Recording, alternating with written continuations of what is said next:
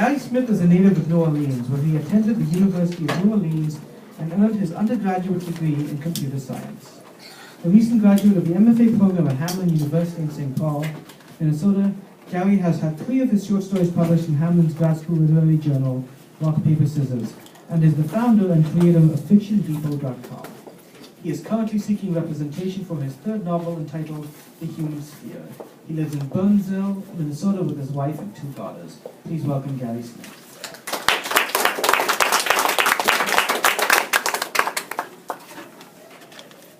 Thanks a lot. I feel kind of funny being the fiction representative here with all these great stories of personal triumphs, and this seems like a departure, but bear with me. Hope you enjoyed it. It is a story about Minnesota. It's one of the stories that was published in Rock, Paper, Scissors. Is this on? It is. Oh, sorry. No, I'm good. Yeah. I'll lean over. It'll be my posture in a few years anyway. This is called The Ice House. At 10 yesterday morning, as the mercury re-emerged from hell and gone, my dad's neighbor, Six Benson, called. Matthew, I think you better come up here as soon as you can. Your father's passed away. Me and Merle lives up Scandia Valley. We found him in his ice house. Damnedest thing I ever seen. Had to tow that big shed off the fish trap with him still in it. What he died of? Do they know? I think the docs can't tell just yet. There was a long pause. Maybe you better just come on up and see him for yourself. I grew up in Apple Valley, south of the Twin Cities, but my parents own a cabin off Azure Road, west of Brainerd, on the shore of the Fish Trap Lake. Before he retired, my father was a psychologist, a man paid to empathize, a man paid to listen to people's problems and render an opinion. My mother, my sisters, and I weren't paying customers. It takes me an hour and 45 minutes to drive up to the county hospital in Little Falls. The whole trip, I can't stop myself from wondering what happened to my father. It's not like Sig not to want to tell a story. Last time I saw the old cuss, he went on for 20 minutes about earthworms. The nurse at the front desk directs me to a stairwell at the end of the long corridor, just past the emergency room. I walk down the stairs, around a corner, then down a narrow passage until I reach a heavy white door with the words, Dr. Felix Tanner, Pathology, written on the glass. As I enter the office, I notice the temperature dip a few degrees. The white tiled space is a clutter of old shelving, stuffed inboxes, and smells of ammonia. A dark man seated at an ancient oak desk rises. You Dr. Tanner? That's right. I'm here about Mr. Lucas Skinner, and you're his son? Dr. Tanner reaches across the desk to greet me. I'm Matt Skinner. I shake his slender hand. Can you tell me what happened? The tall pathologist with thick brown hair and a handlebar mustache motions for me to sit as he descends into his own chair. Well, the simple answer is that your father froze, but I haven't made a definitive determination about cause of death just yet. I don't understand.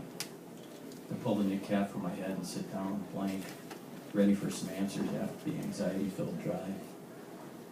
His body, when they found your father, he was frozen. Tissues, fluids, joints, everything, like a rock.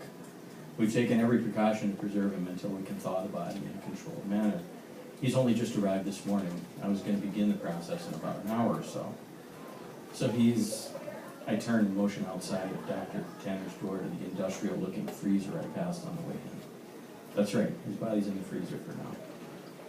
I guess I'm wondering how a guy could just sit in a fish house until he freezes. Wouldn't his clothes or the structure in general have kept him insulated? The doctor wrings his hand, looking hard-pressed.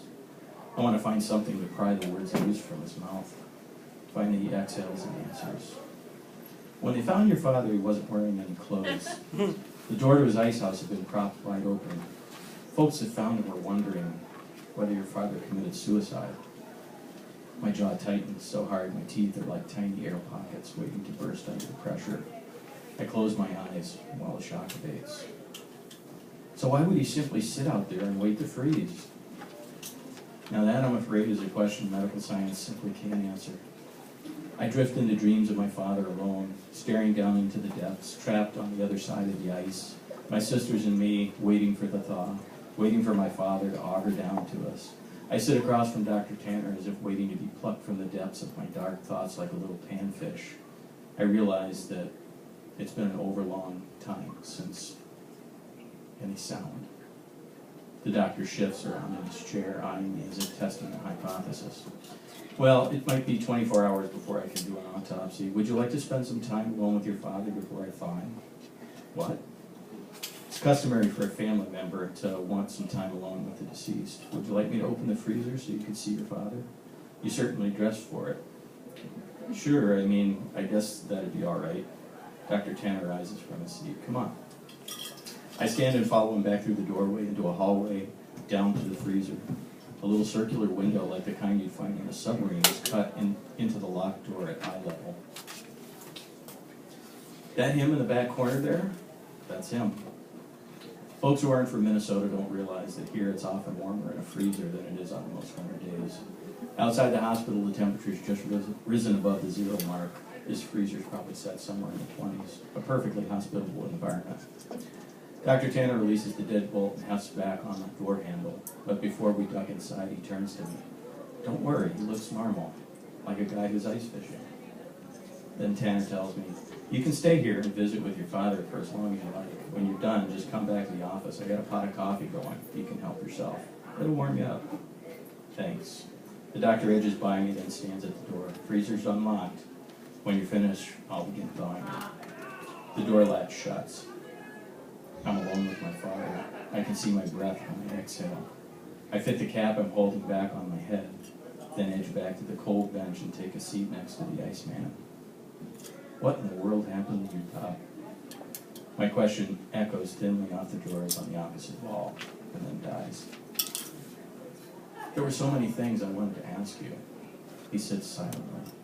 This is hardly much different than our last conversation. Were you grieving or just lonely? Finally, I can hear his muffled voice as if my memory of its tone has emerged from beneath a thick, icy wall. I never had much as a child. I knew that about my father. He grew up in the Depression.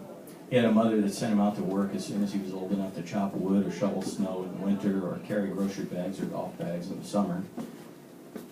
Never knew what it was like to have a father, he says. His father left his mother to take a bartending job out east, back on Long Island with his brothers. Work was hard to find. I guess he had to do what he had to do. I never knew anyone on my father's side of the family, including him. You had it easy, he tells me. He's told me that a million times, and he's right. I was never at a want for anything he called the essentials. Food, shelter, clothing, all provided for me because my father could sit and listen to people, figure out why they were hurting, and provide answers. He sits bent forward slightly, hands on his thighs, as if he's craning to hear what I'm thinking. You never loved me, I say. My voice is faint, as if it's buried beneath snow. I gave you everything you needed, he says. Not everything. I remember lying perched atop my dad's chest when I was very small, rising and falling slowly with each of his powerful breaths. I remember my ear pressed to his chest, the blood surging through him, the warmth of him below me. His flesh and bones, the only thing preventing me from falling straight down into his heart. The freezer air is creeping into me. I can't help myself. I feel the urge to touch him. I feel as though my father might spring back to life as I sit there next to him, like he might turn to me and utter my name. I know you're in there somewhere, Pop. No, now I am in you. I reach out and run my palm up his aged white cheek. It feels more like rock than skin. His ears are frozen solid. I sift my fingers back through his wiry white hair, not the dark black mane I recall from my childhood. His eyes are like the fish trap, frozen and still, a blue haze shrouded by a cloudy white surface. The cold of the freezer is beginning to penetrate my coat and my cap. I have to go now. Yeah, you go now. I never knew you, and now I never will. You never had to, but that's what I wanted. You don't always get everything you want, he says. That's how life is. Don't you know what it means to love someone? An icy silence fills the freezer. There's no answer to my question. Only a realization seeping into me like the cold. I'll never know the answer to that question. Last week, last month, last year I could have asked, but now it's too late. And there's nothing inside me that's enough him to let me know what he would have said. There's a stark difference between not knowing and never knowing, and that difference is infinite. I stand, take a sheet from my father's lap and drape it back over his frozen remains, head back to Tanner's office for a cup of coffee. Later on, I drive back home with the heater on full blast, haunted by silence. It takes another 24 hours before the pathologist calls me to tell me there's no clear cause of death. Lucas Skinner was a healthy man right up until the time ice crystals formed in every cell of his body. My father used to say there's no single moment when a lake froze. The fish trap had so many alcoves and inlets, you never knew when the whole thing finally iced over. Him dying in that ice house, frozen milky white like fog, it was like the last teardrop of the fish trap, turned bone dry and solid, too cold to thaw. Tomorrow it'll be warmer. They'll bury my father 6 feet down, deep below the frost line.